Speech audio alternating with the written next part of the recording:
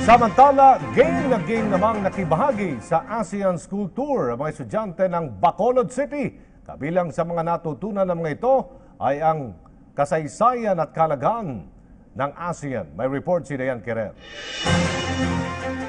Bilang isang Pilipino, alam ng grade 6 na si Kier ang kahalagahan ng pagkakaibigan ng Pilipinas sa iba pang ASEAN member states. Doon ko po natutunan yung iba pang mga relasyon natin, kung paano ba tayo, kung sino bang tumulong sa atin para ganito, sino bang tumulong sa aming mga Pilipino para makatayo sa mga maraming trahedya na naharap namin.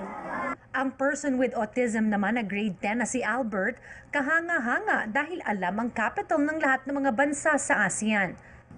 Philippines, Manila, Indonesia, Jakarta, Malaysia is Kuala Lumpur, Vietnam is Hanoi, Laos is Vientiane, and Cambodia is Phnom Penh, Myanmar is Nay Pyi Taw, and Singapore is Brunei, Brunei Darussalam is Bandar Seri Begawan. Sa huling araw ng ASEAN School Tour sa Bacolod City, masiglang sumali sa diskusyon ng mga estudyante.